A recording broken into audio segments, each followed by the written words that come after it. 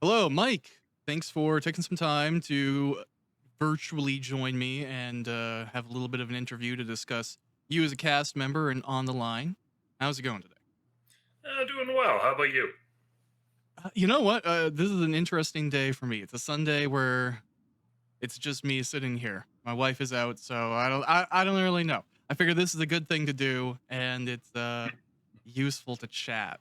So, what's your slate been like lately? I know for us in on the line, you are Gekomatsu, Nelf, and Finir, but you're doing a fair amount of things. How many characters would you say you're juggling right now? Uh, those being the main three, and then it's kind of a smattering of others that vary from episode to episode. Because I know I played the South African Cup, a handful of people here and there, some mafia-oriented guys.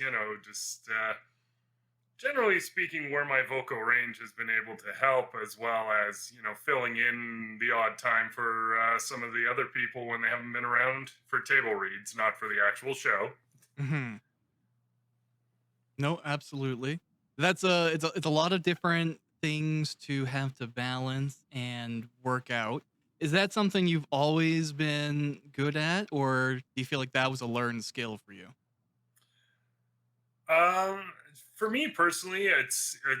I mean, I don't want to come off as arrogant and say it's 100% natural, and of course, it's all me and no training. Ha ha ha ha ha! But no. Of course. It's been part of the training and development as an actor as well as natural skill. It'd be a combo of A and B in this case, in all fairness. And it's just been part of my growth and strength as an actor to be able to carry multiple characters that have different thoughts and feelings and emotions and weights to them, so to speak, instead of just like playing literally everybody as like, I'm the same person on the same note. I may have different names, but Absolutely. How long have you been voice acting for the purposes of just clarifying in this interview? so acting in general, I've been about 27 years. Voice acting specifically, nine and Okay. change. So, And then would you say seeing people play a role where every single character is pretty much the same, was that a motivation for you to get into it, or what pushed you to start? so to jump way back into the 80s, kind of Sure. thing.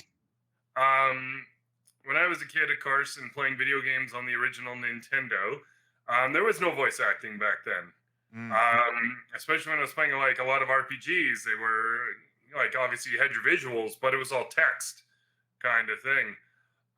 For me, it might make me sound a little nuts, but in my head when I was a kid, I could hear the character voices kind of thing. Like I would read, like in my head, I could read the character, and each one would have their own unique voice kind of thing. Which is part of what wanted to get me into acting in general was because I wanted to portray characters and be someone who I wasn't. Um, I'd been doing acting for quite a long time and such. I had a bit of a fall off kind mhm, of during the university years and such. But when I was pretty much near the end of university, a friend of mine saw an ad for a local company called Toonvox that here in Calgary that was offering voice acting training. And a friend of mine sent this to me and said, "Hey, I think you'd really enjoy this. Go and try it," kind of thing. And I was like, you know what? What the hell? sure. Um, so I went and tried, and it was like they did like two courses that were like back to back kind of thing. And if you did like, excuse me, if you bought enrolled in both courses, you got a discount. So I was like, all right, why not? Kind of thing. So the first class I went in and such, it was a nice small group, and they got us into the booth, and they dragged up a scene from the original Dragon Ball where it's Goku and Piccolo fighting in the World Martial Arts Tournament. So near the Sure. end of the original series.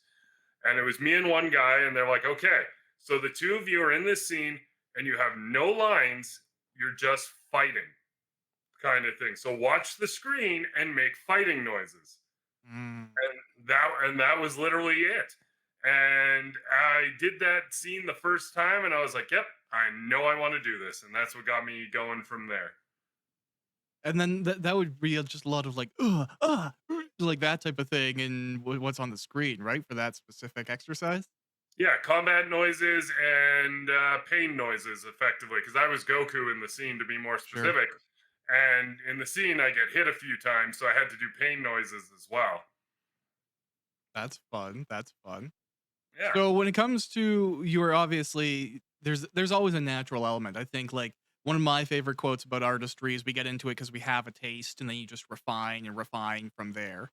Would you say just the natural knowing how they should sound was where you started and then you had to develop how to add emotion to that, how to add different things, or what was the biggest challenge for you after you got good with your natural skills as a voice actor or an actor in general?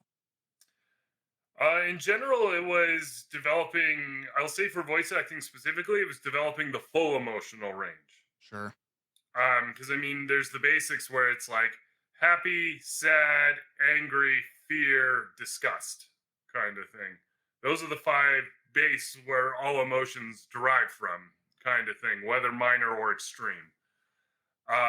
And generally speaking, mine, the one I always struggled with the most, expressing in a believable fashion, was fear. It would always come off sounding very comical. Oh, Like it okay. was, yeah, like it was great if I was like, this was a parody or a comedy or something like that. And, you have to be like ridiculously over the top melodramatic. Mhm. But I couldn't, for the longest time, and I really had to work on it as an actor, was expressing genuine fear. Um, and that just came from me and my life because I mean, for obviously you can't see, but for those of you watching, like I'm 6'5.5", I'm like 270 kind of thing. I'm not a small guy. I've actually had to deal with more people being afraid and intimidated of me than me ever having to feel afraid or intimidated of other people. Mhm. So it was something where I didn't have life experience to draw upon. Sure. Um, Did you and just have that's someone, like, chase you down an alley with a knife to get good, or, like, what was the fix there? it was a lot of soul searching, and it was a lot of like, okay, like I need to figure out what I can draw upon within myself. Um, so a lot of it was coming to terms like was when I was a kid, I had a really overactive imagination. So I was watching a lot of those big horror movies back in the day, like the Freddy's, the Jasons, stuff like Sure, that. the classic slashers. Yeah, the slashers that really got my imagination firing as a kid. And I remember then I was scared of of those because my imagination would be like, oh, geez, I he's coming for me, oh God, kind of thing. So Sure. it was a lot of that, like going back and rewatching those movies to kind of tap into that experience. While they weren't terrifying to me now, it made me kind of laugh and realize, oh, geez, I was a dumb kid, kind of thing, ha ha ha. But it was Mm, like, okay, I can watch these, I can self analyze and be like, okay, this is actually now I know why I was scared of these things as a kid. Now I can use that to tap into it now and be like, yeah, as an adult, I can act scared when I need to sure. without, like I said, making it sound comedical, over the top, unless required, of course. Yeah, the, "Oh, no, he's coming for me," or whatever, you don't need that unless it fits in the script. Yeah, it depends on the scene, of course. In some cases, yeah, maybe you're meant to downplay it or be ridiculous or over the top, but sometimes it's like no, want a genuine fear reaction, and it's like as an actor, it can be a challenge when it's something that's not in your strong emotional range, but you still have to come up with it. And especially in Absolutely. voice acting, you don't get the benefit of taking the script home and spending days or weeks analyzing. Sometimes it's like, okay, cool, in this next scene I need you to do this, and you've got 3.5 seconds to come up with it. Yeah. Really, having that time to do it at all, as I understand it, is kind of a luxury. Like, a lot of TV is you shoot the scene, and if you're not good in the scene, well, I guess you weren't good in the scene. Sorry about that. We're on to the next one. You know, depending on the director, even in film. Like I think Clint Eastwood is famous for doing one cut and then you're done. So you better do a good one, right? Yeah, well, if I'm not mistaken, you get like Stanley Kubrick, who would make you do a scene 300 times until you got it the way he wanted it, and did not care how you felt Yeah. as a person, as an actor. Exhaustion and stuff was your problem because you weren't getting it the way he wanted it. And yeah, I've worked with, not to that extreme, but I've worked Hmm. with directors that have been both sides of that coin, so to speak. The ones that it's a one and done, move on, and the ones that will be like, no, no, no, we're going to do this at least 10 or 20 times if I don't like what you're producing. What do you feel like in your experience gets the most enjoyable result? Do you want to tend towards naturalistic? Do you personally find you get a benefit out of repetition?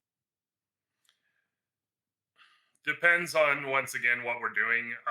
Generally speaking, I find you can only go to the well so many times Mhm. before inevitably the actor runs out of resources. Like, generally speaking, yeah, you're lucky if you can get it in the one and done kind of thing.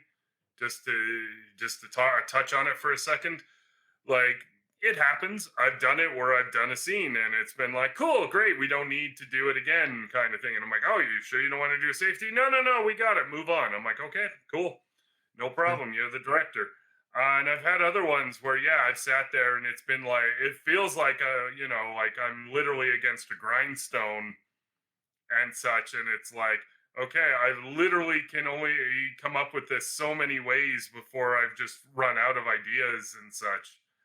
Um, what I will say though is that when it comes to directors and such too, the ones that are a better experience are the ones that offer, of course, a positive experience. They're encouraging, they're loving in the sense that it's like they know you're here to work, they know you're here to produce, and they're here to be part of the fun process and get that better Mhm. performance out of you through positivity instead of, the negative ones that slam you when you don't get it right. And it's like, ugh, can be touch disheartening after a while.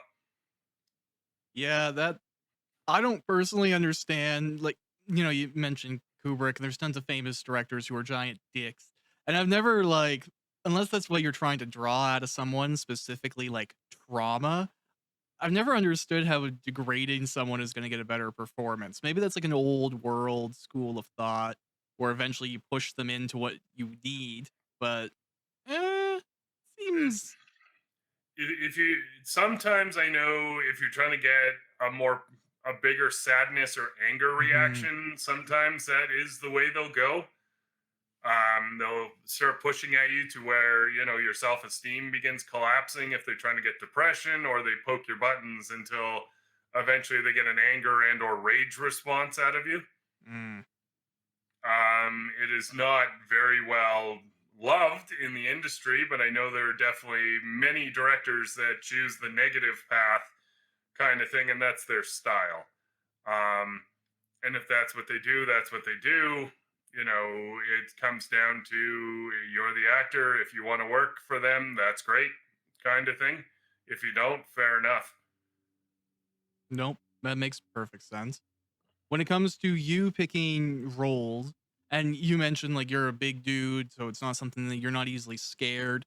Do you feel like you're drawn to a specific kind of role, or do you look for things that really will force you to pretend you're the 4'5" anime girl in your dreams? Like, where do you like to go? Do you like to push that and develop the range, or do you want to Oh yeah, master what you're good at? always pushing the range because generally speaking, like if I'm going for theater or film, I'm very, very in a small typecasted box due to my size, Sure. kind of thing. Like I'm very much like I'm the thug, I'm the enforcer, I'm the cop, soldier, authority figure, those sorts of things. Sometimes, most of the time too, given my build, I'm usually get pushed more towards villainous roles, which I quite enjoy. Mhm. Especially if the hero is a shorter, smaller person, it creates that bigger dynamic, or that David versus Goliath feel, Yeah, the kind of. immediate silhouette of, oh no. Yeah, exactly. Like, yeah, this guy's here and he's going to hurt you, kind of thing. Like, he's Mhm. not here to say, "Oh, hey, how's it going?" "Oh, yeah, I'm just here to, help you out and such." No, no, no, he's here to hurt you, kind of thing, Mhm. one way or another. Voice acting wise, I still get those because, well, you can hear my voice right now. I'm sure you can understand why. Mhm. Um, and I do get a lot of villainous roles as well, which I quite love. Like, I love playing villains. I love playing bad guys. I generally get more of those than heroics, kind of thing. Mm. Generally, when I do get heroic characters, they tend to land in that support tier of heroes, where it's like Alright. they're not the main character, but they're like a major hero, kind of Yeah. thing. It is unlikely I will probably score I'm the plucky hero in an anime kind of thing, but I might be his, his mentor or his sidekick or something like that. But Absolutely. traditionally, most of the time, I'm usually playing a villain or like monsters and all sorts of the vile of the vile kind of thing. But those roles are fun because the one thing I will tell you as a voice actor is heroes are constrained by rules and morals and codes and Mm. ethics and those fools kind of thing where Yeah. when you're a villain you don't need any of that garbage kind of thing. You get to play but how you want kind of thing. And yeah, there's a script clearly, but you don't have to be, like stuck and bound into this one specific position kind of thing. It's like, no, no, no. It's like, yeah, he has to fight you in this traditional honor duel style, and you can turn around and shoot him in the back the second he's getting ready to go. And it's so much more fun because you just get to be like, ah, I mean, even if you, and yeah, you're going to lose and you're going to die in the end most of the time.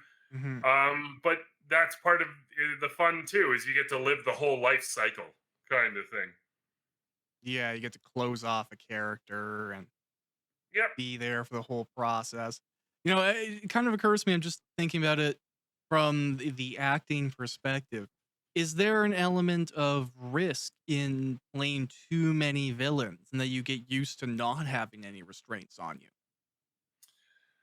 I I suppose it can happen to an extent, but generally speaking, a good director can rein you in, kind of thing, if you're going too far. Sure. Um, Generally, that's their job. Most of them will, generally speaking, most directors will look up an actor's history and such, even if it's with another company and they don't technically have access. They can look up and see what kind of roles you've played in the past. In addition, I mean, a lot of them you may have submitted a resume kind of thing or your IMDb or both, and they can look up and be like, "Cool, this guy has played 45 villains and one hero." So okay, so obviously we're going to look at him for villain roles because other places have done that and such, but we'll see what kind of villains he delivers, and it's like, is it just one type of villain or is it a whole bunch of different types of villains and such, and does that fit with what we're looking for? So there's variety in villainy. It's not all just doing whatever you want and kicking over everything like a cat just because you see it No, on a table. Yeah. no, no, no, of course not. I mean, like, there's definitely like you've got your thugs and your brutes, you've got your intellectuals, you've got your fallen heroes. Um, of course, there's always the anti-hero category Yep. as well.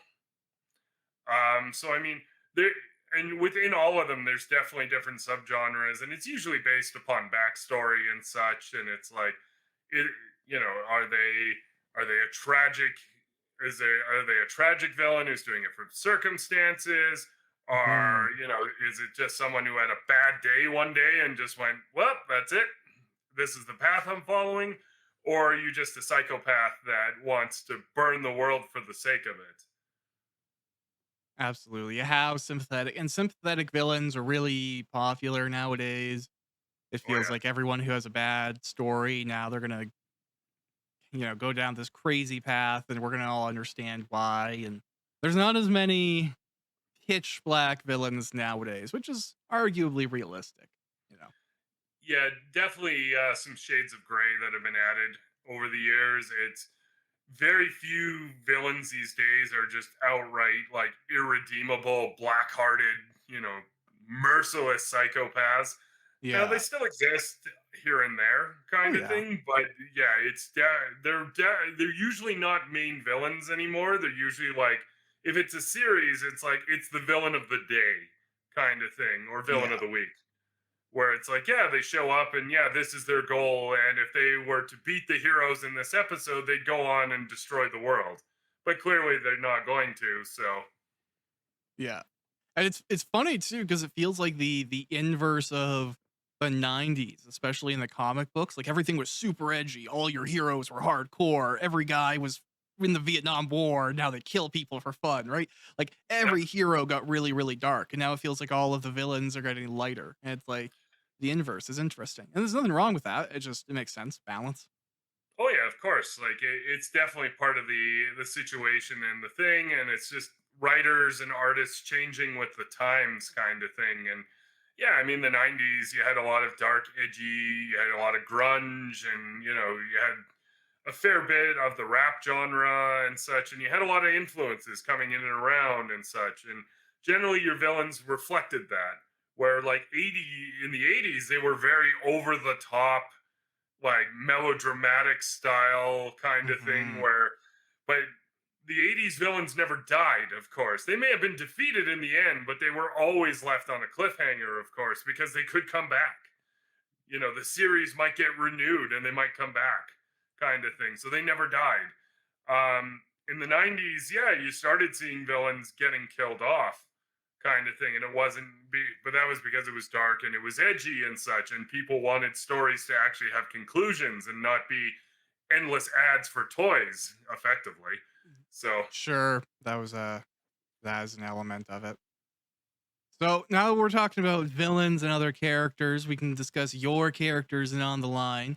You're playing, of course, there is a little bit of a hero, and he does fit into that support role that you're discussing, the mentor who isn't exactly our chipper little protagonist. And then two villains. So this is fitting with what we've discussed. We're matching your IMBD so far. In creating these characters, we'll go through them one by one. Where are we with you with Gecko? Because I've always imagined he's the one you mesh with the least, and as a result, may actually have to try the hardest to figure out. Is that the case? How do you sit with him? um generally speaking, Gecko, I find, um well, I'll throw a little disclaimer out. I don't read your scripts ahead of time before we do the table reads. That's fine.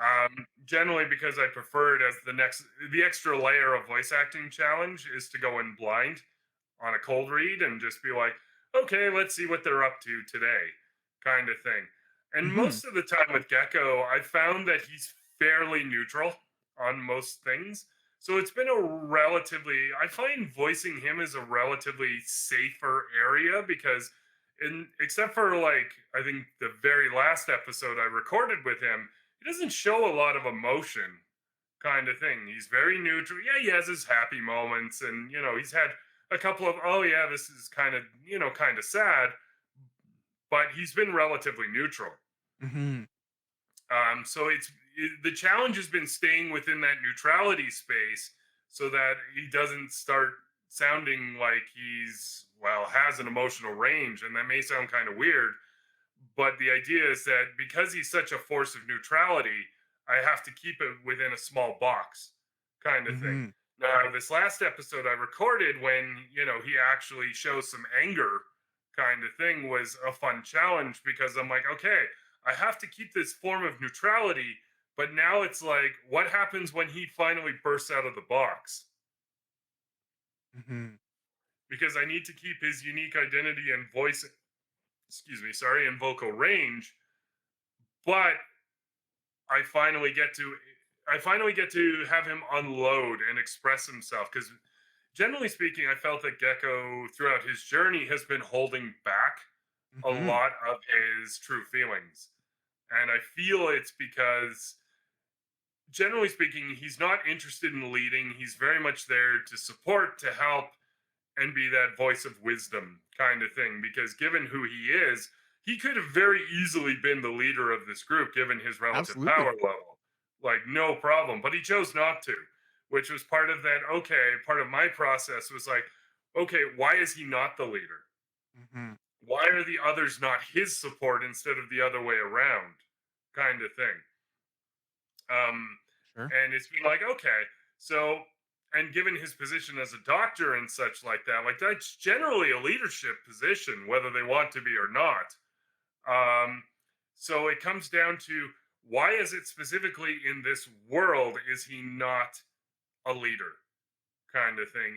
And it's been part of my process has been coming like, okay, Gecko needs to come to terms with this eventually. That I've been thinking that perhaps without knowing or spoiling future storylines, um, that perhaps at some point he's going to have an epiphany on this, where it's like, because I am not doing what I should be doing, others are going to suffer for this. And I think that's what I've been working towards in the process, is that eventually he will have to have his epiphany, kind of thing, that his inaction is going to cause more problems than if he actually took action. Absolutely.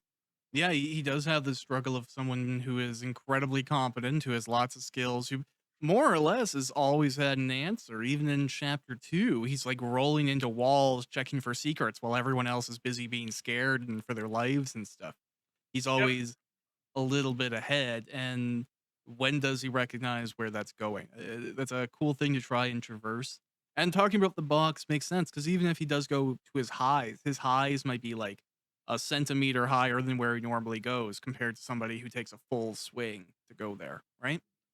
Yeah, he's emotional range, he is very limited, and that's been the challenge to portray with him, is to not is to be like, yes, he can have emotion. It's not to say he's completely emotionless, but he has to play within such a limited range that one has to be careful not to, generally speaking, what might be normal to somebody else would be overacting to him. Hmm. No, absolutely. That is the character. And you know what? He's based on a fair amount of people that I met, and it's an accurate portrayal. I think there's an element of being a cat there as well, and I'll explain that. I know he's a frog, but but discussing the cat, I just mean like he's kind of just found some people, and now that he's done that, he's done looking for people. He's just like, all right, every now and then they'll give me head pats, and that's all I need out of them. Great. Like I don't know if he has much of a social need, and the way he wants to interact with people is accepted by this group of friends, and he's like, great, all right, I don't, other people are going to want me to try a lot more. These people aren't perfect. Yeah, he's definitely a guardian type character, kind Hmm. of thing. Like, yeah, if push came to shove, he could unleash his full potential, kind of thing. But he doesn't need to, because at least for the most part, this group is confident, Hmm. kind of thing. There's some exceptions here and there that he calls out during the show, kind of thing. Yep. But for the most part, I feel that he doesn't need to go all out, even though once again he could, kind of thing. And I'm It does make sure, it interesting if we ever get to see him do that. yeah, if he ever needs to fully go out for whatever reason, kind of thing. And it's one of those things that he's in that character archetype too. That once again, without knowing where the script's going, where he could end up with the heroic sacrifice trope, kind Mhm. of thing. Where maybe he does go fully all out, um, to protect someone. Probably, well, to be fair, it would probably be Ilkat, seeing as though she is the de facto leader. But it would be he goes all out to save her and then dies as a result, kind of thing. Potentially, he does. It's not necessarily where he's going, but it's a trope that he falls into or could easily fall into. Yeah, he's at risk narratively. I see. We've all read a book. We know what the position he's in. There is risk there. Absolutely. Yeah, When it comes to your other characters, we can chat about Nelf for a while. Nelf is probably very fun. He has a unique voice. He's a character I struggle to see in an anime form. This is an anime. I just like every now and then I can envision all the other characters as an anime character, and him, I'm just like I flip flop between how he would properly look. How are you feeling about Nelf, especially at this point into the project? Well, clearly, Nelf Kinslayer here is the ultimate character. Everybody else pales in comparison to me. Um, Nelf is kind of the opposite of Gecko when it comes to the process. Yeah. While Gecko is more reserved, Nelf has no idea what that concept is, kind of thing. Like him, it's just cool. Let's be ridiculous and over the top on everything because he can get away with it. As for Nelf in an anime, I've seen examples, but not given major villain status kind of thing. It's more like, oh, we're in an anime and they need a creepy guy to hit on the female lead kind of thing. It's generally where Sure. where that kind of voice and character would traditionally fall, and he'd be in like a couple of episodes in like a scene each kind of thing. And he shows up, he makes his comment, the female lead kicks the crap out of him, or the male lead comes and saves the female lead, depending on trope, Hmm. and that would be it till he's needed again, kind of thing. Um, Generally speaking, Nelf is the voice, especially, is kind of like I'm a nerd. Generally speaking, I've been to nerdy conventions, I've been to stores and such. He's an amalgamation of various neckbeards that I have heard and interacted with over the years, kind of thing. Now, not being a neckbeard and such, and not, running into those social issues that a lot of them have and such, it was just like kind of studying them in their natural habitat, so to speak, to be like, Yeah. how do you act? How do you react? What is you know? And watching like the stimuli and such, and it can be very interesting to see like how they react around things they like, things they don't like, women being a big one, kind of thing. Like, and whether it's a positive response to a woman or a negative response to a woman, kind of thing. And it's there's Hmm. definitely some major differences. Um, the voice specifically came because I did an audition for another video game a long time ago, and they wanted me to come up with a brand new unique voice. They're like, cool, we've heard everything in your range, come up with something on the spot. And that's what came out, kind of thing. And I was like, okay, well, I didn't end up like getting the part and such, but I was like, you know what, this voice has got some potential, let's practice the hell out of it. And I practiced it for about year and a half, kind of thing, to the point where I'm like, cool, I'm confident I can do this, and I can portray the emotional ranges with it, Hmm. and such. And it's a lot of fun because, generally speaking, as I always joke, I always call it Nancy's favorite voice because every time she hears it, she always tells me about how she wants to stab me, so to speak, because Yeah. it's like it draws like PTSD moments for her, being like, as she is a woman who lives in that nerdy anime Yeah. In world. a software world too. Yeah, Yeah. yeah, she Uh, gets to deal with these types, and not in the positive light either, kind of thing. So it's no. yeah. So I always tell her like, every time we go to conventions and such, she always thinks I'm gonna like ambush her with the voice. And she's like, "Don't do that voice." Like, you can see it in one of our panel videos that we put up. And she's like, "Don't do that voice." And I'm like, the second we do that, now I have to do the voice so that people know what the hell it is we're talking about, kind of Yeah. thing. So I always give like a nice, 3-second example of it, kind of thing. And I can just watch people's reactions, especially women's, where it's like they have that PTSD, like, recollection, and they're like, oh, snap, kind of thing. Yeah. They're back to being like found going to the washroom, just getting to the door, then someone's behind them. Hey, can I have a hug? And you're like, oh god. He's like, there's that. Hello, can I have a hug, dear beautiful? You know. Even me, the female inside me just puked a little bit. So Oh, like, of course. And it's just like, Oh, can you hold still a moment? I just want to get a photo. Click. before you can get a response. And, like, oh, yeah. That's the thing, is I've studied these guys. I know the mentality. I've watched the videos. I've seen them live and in person. Yes, I've yeah, spoken out for when it's, been problematic. It's not just been, the neutral watcher, so to speak, but it's like, yeah, it's part of it is like knowing their life and knowing such that you can draw upon that experience. If you haven't lived it, then you need to gather the knowledge of it, kind of thing. absolutely. And it's kind of my basis as an actor is, knowledge is power kind of thing, and knowing that it's like knowing how this is how they think, how they react, and such. It's not quite method acting, but it's pretty damn close without actually, putting on the actual like persona outfit No, kind of thing. absolutely. It's like that's taking a skill set from writing into acting, right? Like you have to have a conversations, get yourself into weird situations. You have to have those interactions because you can't write multiple characters if you don't have an understanding of how other people work, or you start from a bias of they're wrong, they're stupid, they're doing this for easily understood reasons, and as a result, they're lesser. And it's very tough to understand someone unless you let yourself get into it. So Yeah, I know what you're talking about. Nelf is a little bit more than just a neckbeard, luckily. He has yeah. some depth to him. He has some actual competence.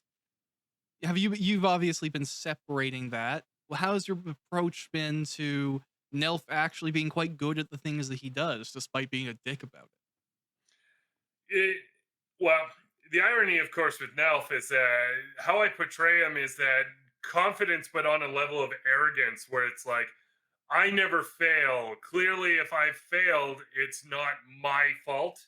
It's my minions, it's the party members, it's the people around me clearly are pulling me down instead of raising me up on the pedestal that I should have been on in the first place, kind of thing. And it's this whole, like I say, it's just that arrogance, and it's the reeking out of it, and it's how like every time he succeeds, it's that whole "I'm going to stab my finger into your chest to know that, so that you know that it was me" kind of thing. Yeah. And if I fail, I'm still stabbing that finger into you, but it's because you failed, you caused this downfall, kind of thing. And it's there's no accountability with him, at least in his mind, kind of thing.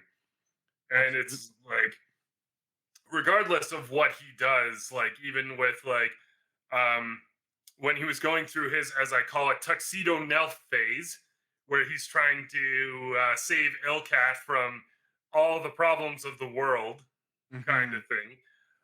Yeah, like he, I mean, yeah, he. Well, I mean, I play Ilkat's father as well. He's a good old Russian guy. Anyway, um, yeah, so like now, Nelf mistakes Ilkat's father for being a bandit, even though he was a bandit, so he technically wasn't wrong there. No.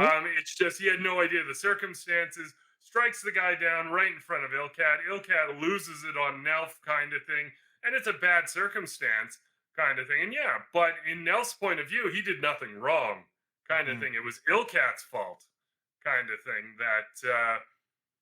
And it's like, oh well, yeah, if you guys all just followed me into battle, none of these horrible bad things would have happened. Look where I've ascended because I followed my path, kind of thing. If you had followed my path, you could have been here too, but you didn't. So now you're down here being a bunch of scum that that me and my men are just going to clean up here. How do you feel like someone gets to be the type of person that he is? It's it's someone who goes through a path. He's probably had some hardships and trauma in his life, um, but instead of reflecting upon it, he's just banished it, kind of thing. As like, if you were probably to psychoanalyze him, there's probably some childhood traumas. I'm probably willing to bet that he was bullied a lot in school, kind of thing. He's probably shorter, he's probably overweight, kind of thing. Was not popular at all with like any gender, regardless. Um, and that was the thing. He suffered a lot of his life, but this was his coping mechanism, kind of thing. And when he got on to the game, Endless Empires, if I remember correctly, Yep. he went from he was a total loser to I am a god, kind of thing. And he was able to build up his empire. He got his minions, he got his army. He went from like, oh, in real life I'm this total loser that nobody likes and nobody respects, to now everybody worships me as I always should have been. And it's like I am a god. You will love me or you will fear me kind of idea. Yeah, And absolutely. for him, like if the game, let's just say Endless Empires 2 came out and the game died, and for some reason he couldn't get Endless Empires 2, we'll just say for the sake of argument, it would destroy him, Yeah. kind of thing, because everything that hell is holding him together would crumble apart and be gone, and he would be forced to look back at what he is in real life. And I think that would just utterly destroy him. So for him, seeing that the worlds have merged, the game and the real world, this was the best case scenario for him, because it's like I can still be that god. I can still be all powerful. People will worship me. I can do everything I've ever wanted, and I don't have to look at the past. I don't have to reflect at who I was. I don't have to take lessons from then on how to treat people. I Yeah. can be the Chad I always was meant to be, kind of thing. Just people were too stupid to realize it. He can just act how he wants and Yeah, forsake the consequences he didn't like. And in that sense, like your view on him, I feel like it's very accurate. Nelf, especially before things happened, was somebody who had a very digital success story, a very modern success story. Like he yep, was a streamer, he did the shock type of thing. And there's people in real life who have unsufferable personalities who become very famous just doing gross stuff or aiming at 14-year-olds to start and then growing from there, right? Do you oh yeah. think there's any other generation Nelf could have succeeded, or was this really the only one where he could have had a chance to shine? This digital kind of virtual age where he had that option for video games and streaming. Like, would he have succeeded in the 1900s, in your opinion? If he was very rich, maybe, because he could. Sure. 'Cause Everyone did back then if you were rich. well, that was it. If he had money, sure, because he'd just buy into everything and be like, "Cool, I'll just, I have businesses, I have money, I have power, I can buy the woman I want, so to speak." And it's True. just like, yeah, he could buy. Yeah, if he didn't have money though, and he was that way back then, yeah, he wouldn't have lasted horribly long. In all honesty, not without going through some sort of life changing moment, because people would have hated him. He would have been just a pariah for, you know. Yeah, and he wouldn't really have anything to go to, you know, show that value or rejuvenate himself in the eyes of the people he's around. He does need that way to like get up ahead, and he's maybe even he only lets himself be good once he's ahead. Like I don't think he'd accept any charity you want to give him, but he'd be very picky about giving it to somebody else unless he knew it wasn't going to impact him, you know? Yeah, if it wasn't going to affect him negatively, or if in the long term it was going to boost him more, kind of thing. Absolutely. Like I look at Nelf and it's like there's this whole thing of like he's a villain, he's a horrible person, but there was a potential for him to, go a heroic path, kind of thing. And he does hang out with the main party for a while, Mhm. kind of thing. And despite his insufferable personality, he still hits some solid points with them every now and again of like, yeah, you guys need to think this way, not that way, kind of thing, Mhm. and such. And it's like his tuxedo Nelf phase, I'll call it, and such. Like, I mean, just to throw the card on the table, clearly Ilkat is his Usagi, Serena, Sailor Moon kind of thing. And it's like, there is a way that he could have gone full face kind of thing and been like, drop the whole villainous thing, in my humble opinion. However, it would have cost Ilkat, specifically her, everything. Like she would have had to give up everything that made her herself, and she would have had to have spent her life as Nell's woman, so to speak, and given up everything that made her her, so that she could spend her life keeping him in check, kind of Yeah. thing. And it's like, yeah, in Nell's point of view, sure, why not? That's a natural thought process to him. She is thankfully horrified by this concept, if she's ever even thought of it, kind of thing. But it's like this is why, if like I said, this is what would be required for Nelf's face turn would be for Ilkat to give up everything that makes her her. Sure. And For it's him like, to lose that much, someone else would kind of have to lose that much too, almost. yeah, well, and that just goes back to his personality and such, where it's just like, he can't lose, he can't sacrifice anything and have it be his fault. Yeah, Like throwing away minions, that's no problem. Next shipment's in a week, who cares? Kind of thing. But when it absolutely. comes to like key important things, it's like, no, no, no. It can never be his fault. And yeah, if he has to make a sacrifice, somebody else has to make it with him. And it has to be a greater sacrifice as well, because he can't be the one that loses here. Yeah, he can't get the lower end of things. Do you feel like when it comes to empathy, understanding, we talked about when Nelf was with the group for a little while and how he, every now and then, like he does have a string of logic that you can kind of follow. Like when he kills Ilkat's dad, it wasn't like he was like, oh, I just like stabbing people a lot. He saw someone at risk. He thought he could be the hero. Do you think there's potential for him to arrive at the right answer using wrong math? Or is he always probably going to get stuck on the wrong answer?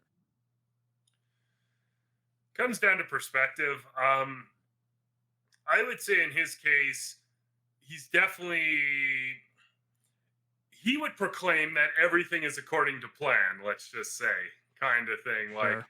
everything he does is part of his genius master plan, and if you can't see it, well, that's your problem, your fault, kind of thing.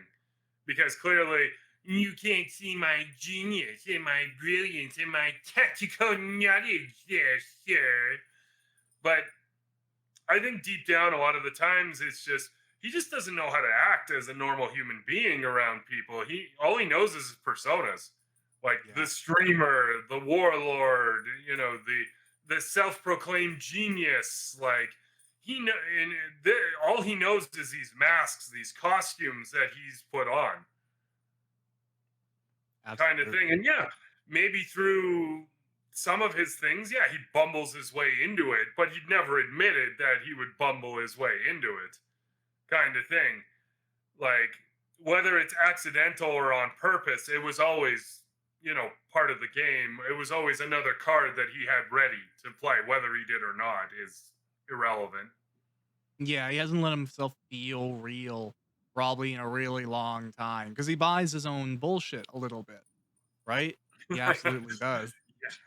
Buys it and resells it by the pound, kind of thing, to anyone unfortunately close enough to have to deal with it. Yeah, Um, he's quite good at doing that when the circumstance calls for it, yeah, more or less.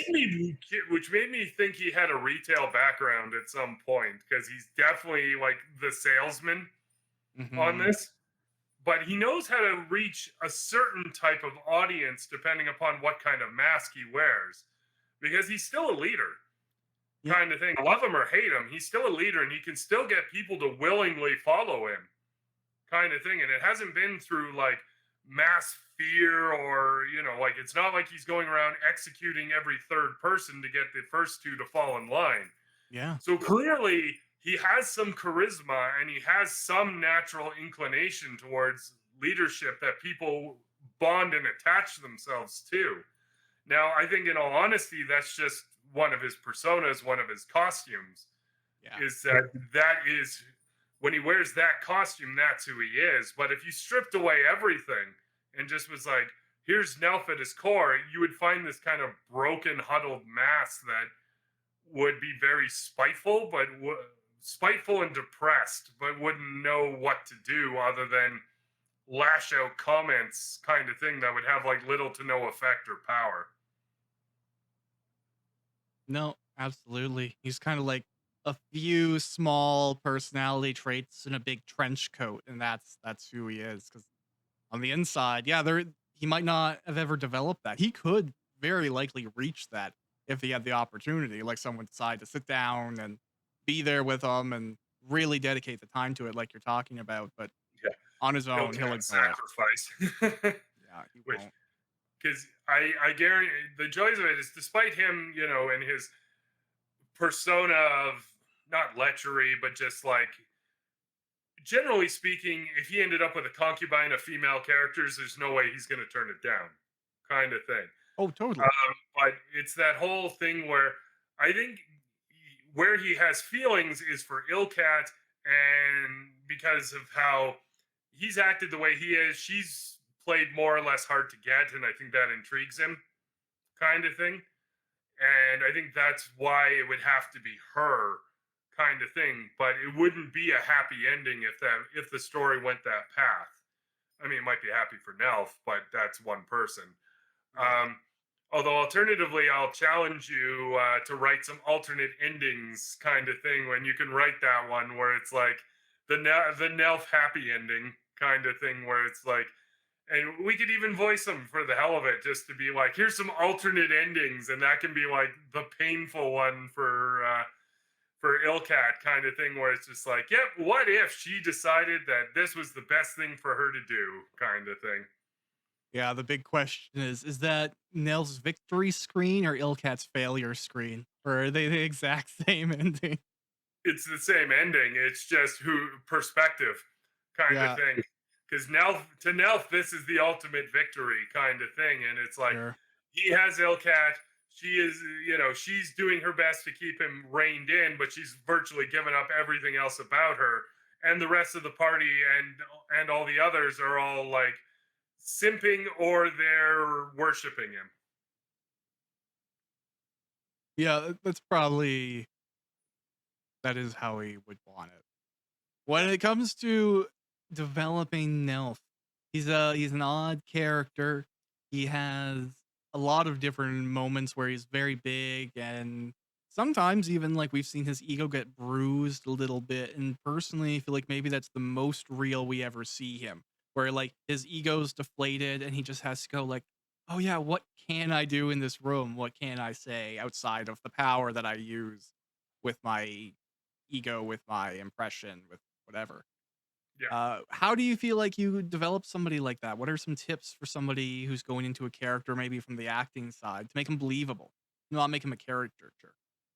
The the irony is that it's the whole thing with Nelf is that like Nelf is generally you play I play him as over the top as much as I can get away with, kind of thing, without going. I mean, yeah, he's ridiculous in the first place. Let's not kid ourselves. Mhm. But I have to play him over the top also because I'm playing multiple characters, so he has to be he has to be in a different energy level and different take. When he goes into his pouty moments, when is that the idea is that it's like is looking at essentially like a small child who feels they've been wronged, and they're kind of like pouting and being huffy, Mm, kind of thing. And it's like, oh, oh, I didn't things didn't go my way, so I'm going to sit in this corner and I'm going to pout. And eventually you're going to realize I'm pouting, and you're going to come over and apologize even if I was totally in the wrong, kind of thing. sure. Because that's how I always like when we did those parts. That's how I portrayed it. Is that like, Yeah. you're definitely right. It's kind of the closest we ever get to the real Nelf, kind of thing. Is in those moments when his ego is bruised and he can't win on his terms. So it's that Yeah. I'm going to take my ball and go home mentality, and you're going to be sorry about it.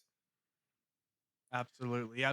Manipulation is clearly the defense strategy, and it's probably difficult to study manipulation without being like, hey, go be a dick to your friends and be a better actor, right? Like there's about how do you study something like that in a healthy way?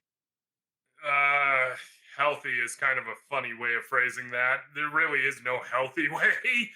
Um, it's knowing it's either generally speaking to understand the level of manipulation. You either need to have done it yourself, you need to have grown up with someone who did it, kind of thing, or you need to watch someone do it and not interfere in it, kind of thing. Yeah. It's all negative responses, I will tell you. I'm not going to tell you specifically in a sense, no, I'm not a grand manipulator, kind of thing. But it's that whole idea of like, you need to sit there and watch because you need to see the mannerisms, you need to see the offense and the defense and such. I mean, luckily in this day and age, you can look up videos on YouTube. I'm sure Yeah. you can find it, kind of thing, whether it's actors doing it or like people outing scumbags, kind of Yep. thing. But the idea is that you need to go like in this modern age, we have the benefit of just about anything is a click away. This is very true. Yeah.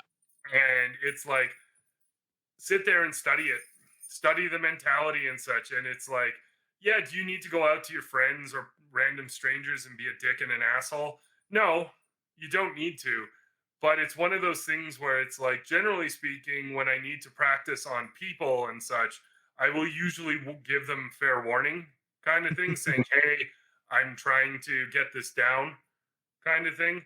Please understand these are not my feelings about whatever subject I'm talking about or Absolutely. portraying and such, but understand I'm trying to nail this for whatever reason. An audition, maybe I've already been cast and I'm trying to make sure my performance is more believable, real kind of thing and Yeah. such. But the idea is that yeah, you do those sorts of things and you tell people it's like, yeah, this is what if you give them warnings ahead of time when you actually need to practice because you're looking for that interaction and reaction. Because if I'm saying, okay, Josh, I need to practice this and I'm going to act this way to manipulate you, the idea is I'm not going to do it in that exact moment, but I'm going to tell you down the road I'm going to do it. The reason being is because I want to see your reaction. Because Yeah. the general principle of acting is I want a reaction out of you with my performance or my portrayal and such. Whether it's positive or negative doesn't matter. I need a reaction out of you. The worst thing to give an actor is no reaction whatsoever, is to stone face them or stonewall kind of thing. If you Mhm. give them nothing, that is death to an actor. But if I Yeah. It's make like you feel saying no in improv. exactly same concept. If I come up to you and I give you this thing and you think it's terrible and you give me a negative response, or it's really great, but it's giving you a negative response, perfect kind of thing. If it's what I'm going for, even better kind of Yeah. thing. The same with the other way, too. Like, if I'm saying something super negative and it's giving you a positive response, great kind of thing, because maybe you relate. Or maybe you're a bad person inside. Who the hell knows? But the point, though, is that whether it's a positive or a negative reaction or response, that's what I want. Mhm. And if it's what I'm going for, even better, because then I know I'm getting something genuine. And it's not just try it on one person and such. You have to do it with multiple people from different ages, different backgrounds, different genders and such. And it's not that you want to be an asshole to everybody No. in the case of like trying to do an elf style character, but the idea is that you need to know how different groups react so that you know it's like okay, maybe when I'm talking to like my fellow cast members and such, yeah, I'm triggering PTSD feelings with female people and males are rolling their eyes kind of thing. Great. Now I'm outside and I'm at a gaming store and am I getting similar reactions? Great. Okay. Now I'm at an old folks home kind of thing. How are they reacting to that kind of thing? Because I guarantee you, it's probably not going to be the same response. No. And that's part of it is like, how does the different generations react to it? How do the different genders? How do the different age categories? Because doing a character, doing the same character to a child or for an adult or for a senior, you could very easily get three different responses. Absolutely. And the other thing is you always want a range of people too, because the worst that you can get is the two types of people that a lot of actors fall prey to is either the yes man that tells you everything you do is great no matter what, or the no man who tells you that no matter what you do, it's terrible. Very Both of them helpful. are death to an actor, and a lot of actors can fall into those traps of like the yes man, and you get this big fat head thinking that you're the greatest, and then you go and you audition and you just get ripped apart because you're just like, what are you talking about? You're terrible, kind of thing. Or the no man who just rips apart everything you do, no matter what it is you're doing. It could be you could be Oscar worthy and they're still ripping you apart on it and such. And it just destroys your self esteem. And then you begin going, well, why am I bothering? Fair enough. But the idea is that when you want to portray a character, whether they're the biggest of heroes or the greatest of villains, is you need to immerse yourself not only in their culture, but you need to get into their headspace. And it's like, come up, and it's like every character had a life before the show. Totally. They have a life during the show, and unless they die, their life goes on beyond the show. And it's that journey that you need to come up with. It's like sometimes you have the benefit of the writer being there, and you can ask the writer, it's like, what was this character before the show? Yeah. Who is this person? What kind of life did they live? But to be honest, that's rare kind of thing to have the Absolutely. writer around, because most of the time in shows, the writer has already cashed their check and they're off on their next project. In all fairness, For sure. so it comes down to, okay, if the writer isn't around to benefit, and that's assuming you want the writer's opinion, because the writer and the director might have totally different opinions on this concept, then you as an actor have to sit down and go, okay, so they have this, so this is my character at the start, and this is where they are going. So what choices did they make, or what choices were made for them that led them to this situation? Absolutely. Kind of thing, because they all, unless they were, unless they were kidnapped at birth and held in an isolation cell and everything was dictated to them for their entire life, they made choices and had choices made for them. And Totally. that, And we even see characters in those situations. They have choices and they have their own weird insular personalities. Like you can't escape it. We're humans. We make personalities. We probably make it staring at a wall. This is the sad side of the wall. Whatever. We just that's how we work. So you're absolutely correct. It makes a lot of sense, and it is important to study that, immerse it, and learn how to be immersed in it. Because I've seen tons of people, actors, writers, and creatives of all kind, that try and go out, put themselves in a situation, and they just literally like sit in it. It's like you actually have to participate. You got to do things. You got to maybe even fail, make mistakes, and learning what doesn't work out is something that everyone else in that culture and community also did. And going through the process brings you kind of into the fold, at least to a degree. That's how I view it. Uh, yeah.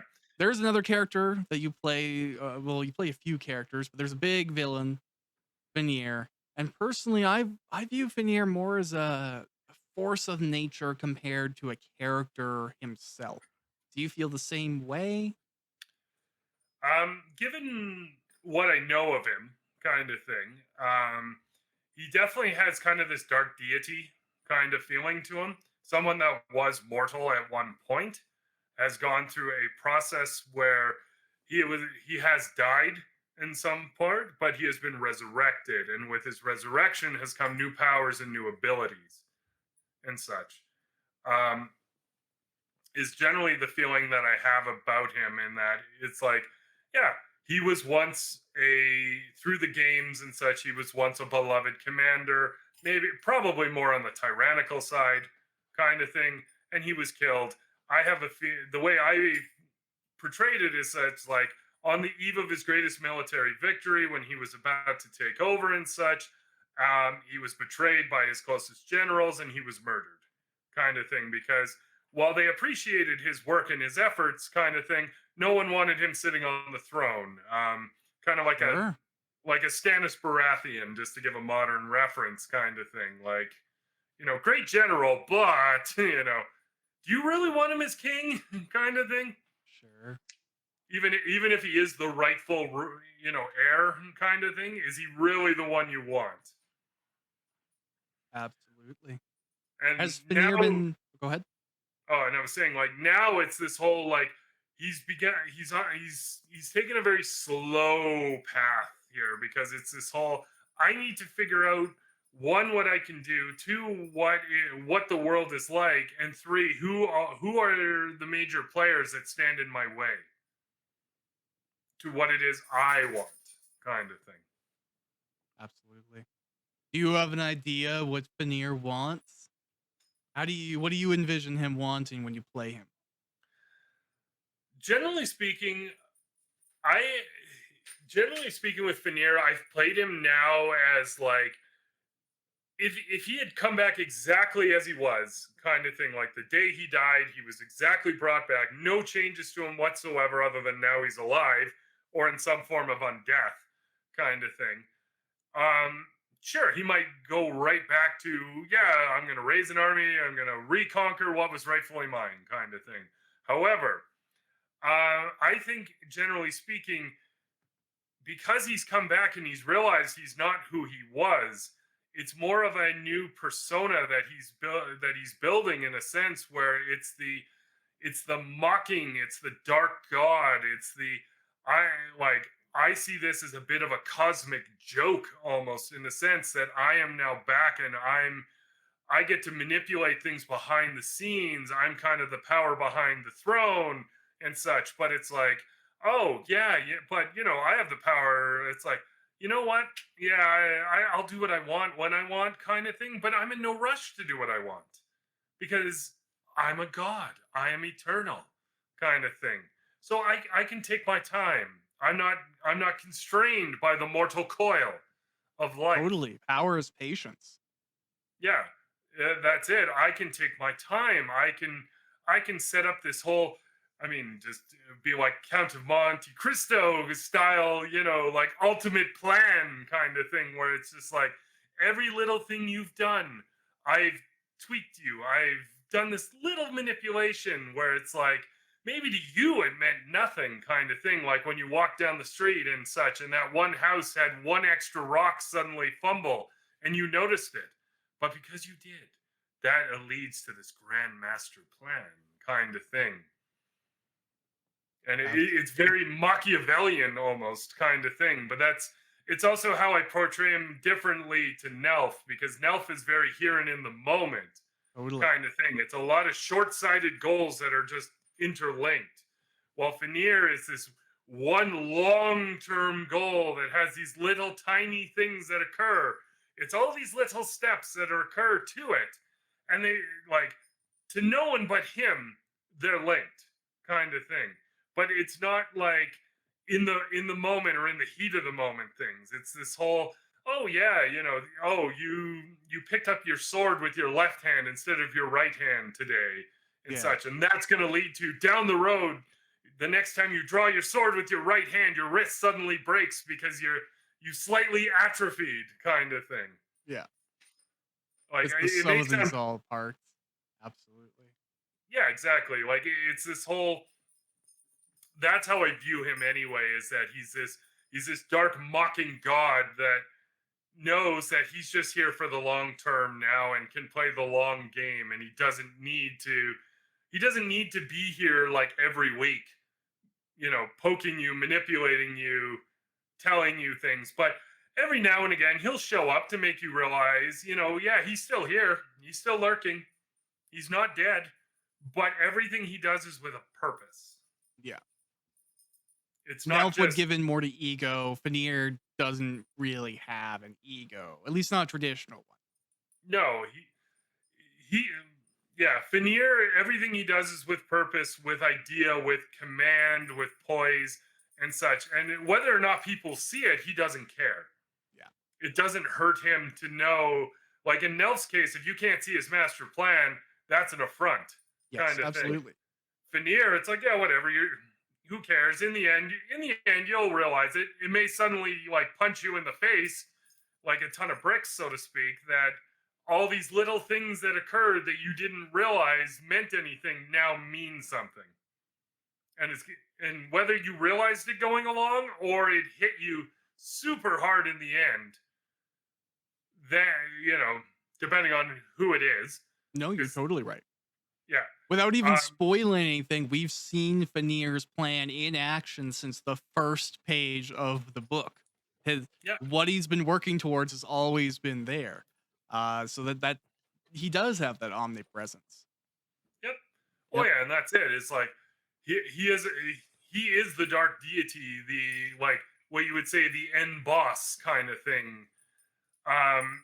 Or he just has that vibe of him anyway. Without knowing either way for certain, because who knows? Maybe in the next episode, Sonnenbloom sneezes and Finir gets turned into a a snow cone, and that's the last we hear of him. Exactly.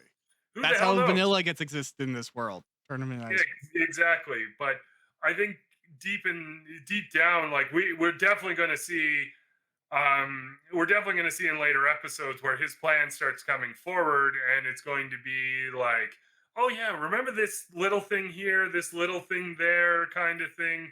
And yeah, it's going to hit some of the party members, especially, I think, really, really hard, kind of thing, that they didn't see it coming, that they've been dancing on invisible strings. Totally. Now, those are three different characters. You've done a really good job of differentiating Thank Veneer you. from Nelf because they're both different villains, and it's so easy to, make them both feel like bad guys, but they feel like uniquely different people with different motivations. The series is also a lot about video games and MMOs. So I figure as we're closing up here, I'd ask, what was your first MMO? Did you ever get into MMORPGs? Have you played other games in your life? Where are you with that? I've been playing video games ever since I was like 5. So, like with the old Atari 2600, just to date kind of thing. Um, but yeah, like I've played through the NES, the Super NES, went on to the PlayStation era and such.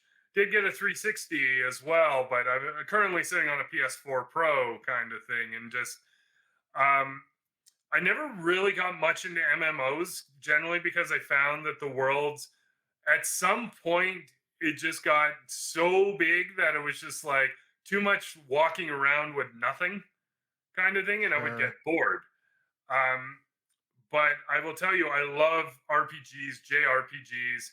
They're my favorite genre of video games. I also love horror games, which when I was a kid, like I said, overactive imagination. But now as an adult, I just love them. Like love the Resident Evil series. Um, love the Silent Hill series of video games and stuff, but for totally different reasons. Because like the original Resident Evil series, it's that you've got it's that whole like the gore, the aspects and such, and the violence is not in the sense I love violence, but it's just that style kind of thing where it's like very Absolutely. grindhouse style compared to like Silent Hill, where it's more of that psychological thing where it's like it's going to screw with you because at some point you're going to be like, wait a second, I actually can relate to this character kind of thing, and it's like, ooh, would I make these choices if I was there in that situation kind of thing. Totally. Silent Hill is all that the fear of the unknown. Resident Evil's a little bit more in your face. Were you a fan of Onimusha? Yeah, I did play the first. I've played all the Onimushas and beaten them. I know originally that was where Resident Evil was supposed to be going, Yeah, right? um, and such. I did enjoy them for the most part. They get pretty campy. Like Yeah, the third one where like the French guy is there. I can't remember him now. He was Jean Reno, yeah, because he was in the yeah, great I know actor. I know it was the actor, and they used his persona, like they used his likeness in the game, and his character isn't called Jean Reno, but he's Jean Reno. Come on, guys! Like you literally just been like, yeah, just play yourself, go, kind of thing. Exactly.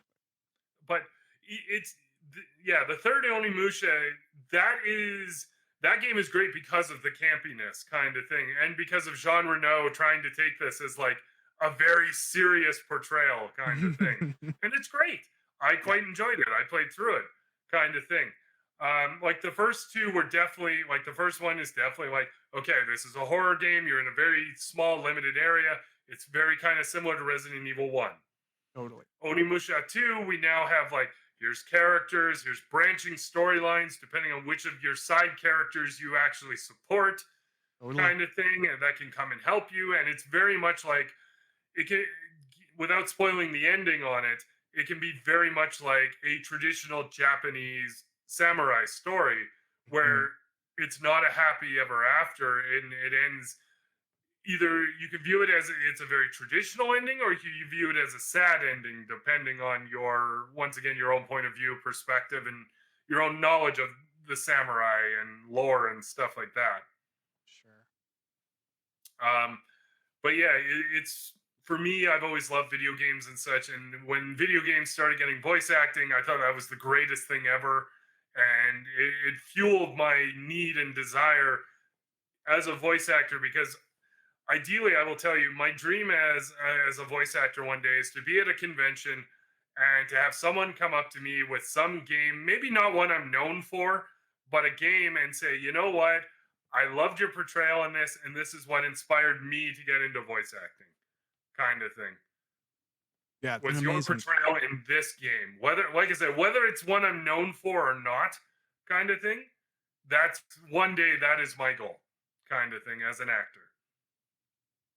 Absolutely. Just like, hey man, I know you played that one random NPC in Act 4 of Stalker 2, and I totally resonated with that guy. Yeah, and I mean, hopefully that's a good thing, and it's not like, yeah, well, that guy. Oh, yeah, did you really saw what that character did, right? I don't know if you should be you know what I mean, but Yeah. depending on the character, but yeah, that's the thing is that if somebody came up to me and they wanted me to autograph their copy of the game, and that's what they told me and such, that would be awesome, kind of That thing. is totally awesome. Yeah, In the that wide range of games right now, is there anything coming out that you're really excited for? I'm an RPG guy too, so I know there's a few things in the horizon.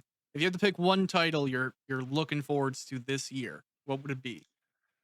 Well, I'm gonna say the Resident Evil 4 remake. I'm looking forward to now, but there's a caveat with it because I'm gonna take some heat on this. But I think the original Resident Evil 4 is the worst Resident Evil game, and the reason why is that because the problem is that Capcom decided, one of the heads figured that they weren't selling enough copies, and they figured that we need to turn it into like a Call of Duty style game.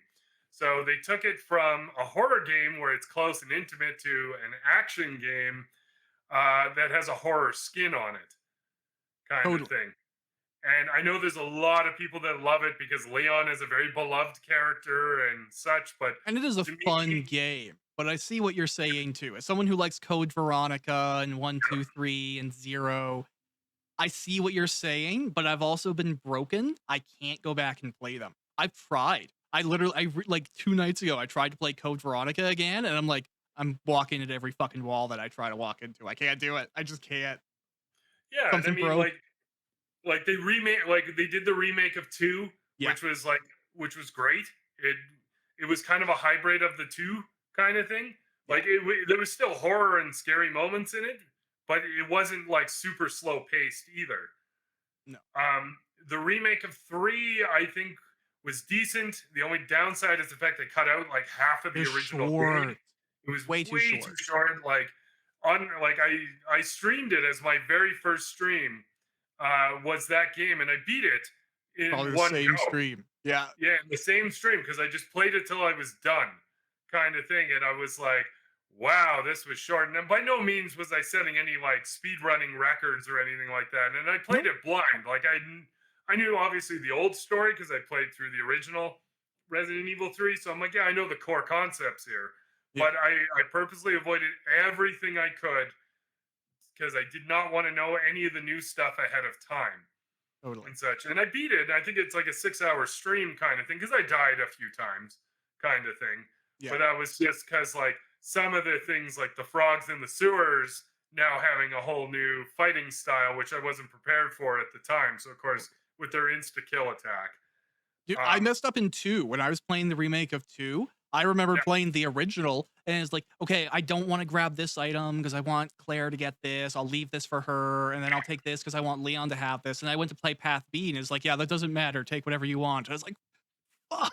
I yeah, kneecapped myself without knowing. yeah, that was one of the things that I thought was a letdown is the fact that Yeah. they weren't linked as much as they were, kind of thing. Well, what is the point of Path A and B if you can't interact? Just have Leon's story and Claire's story. Like, don't split them up. Yeah, like I mean, all it is just cool. You enter in at a different point, you get a different starting handgun, kind of thing, and some of the Mr. Raccoons are only accessible in the A path, and some are only accessible in the B path, and some only Leon and Claire can get, kind of thing. Which I get.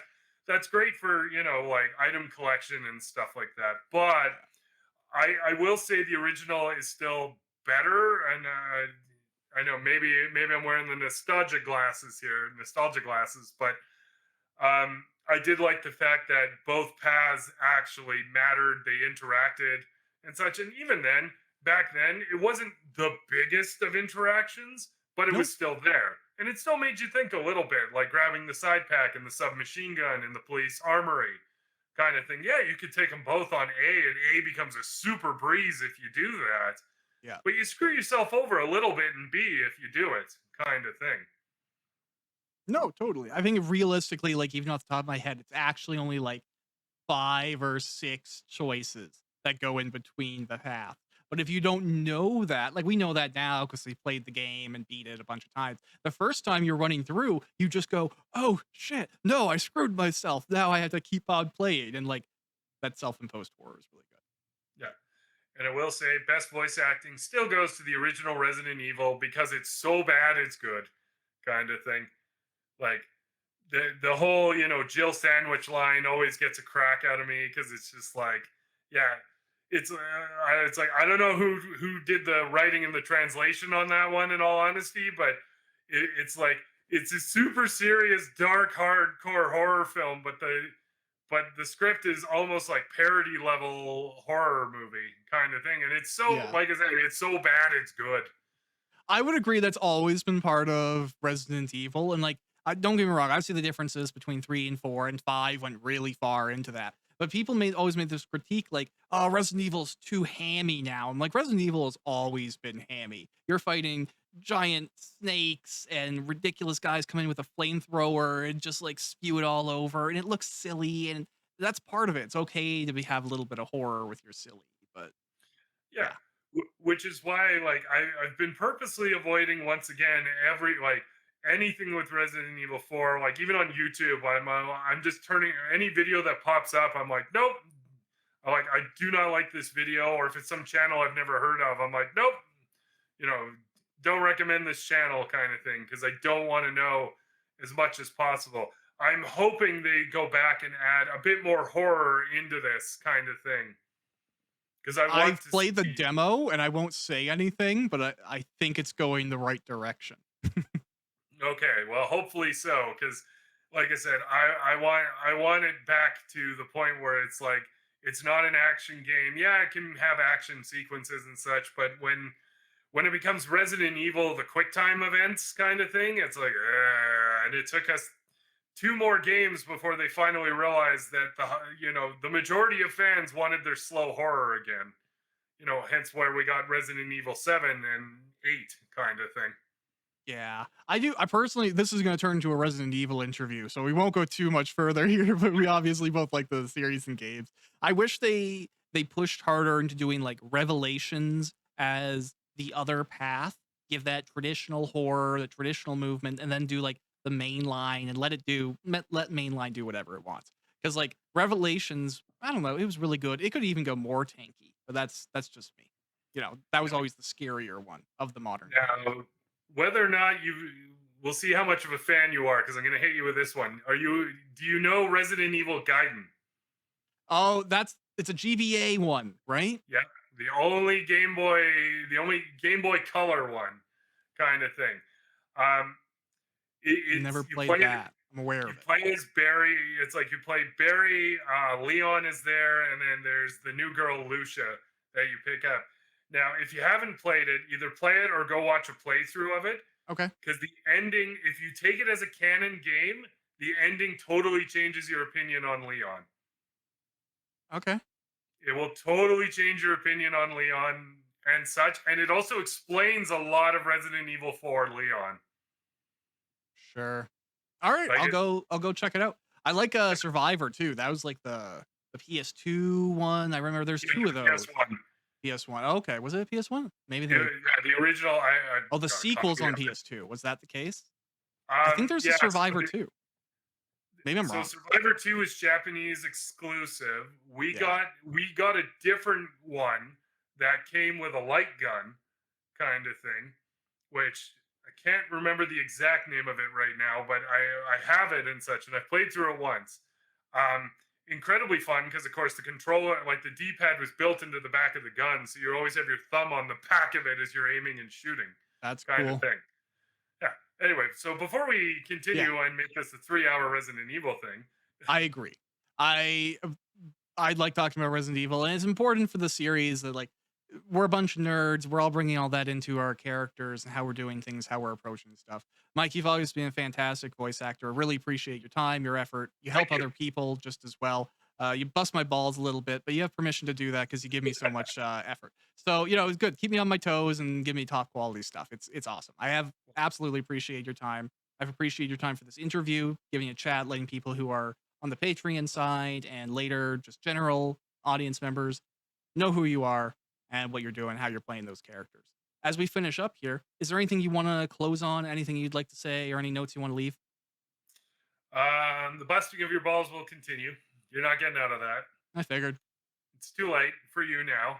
Ha ha The ha ha ha clamp ha is ha. there, it has a spot on the wall. Yeah, yeah. I think deep down you're starting to enjoy it too. So, I mean, come on, don't give me that look. You know I'm right.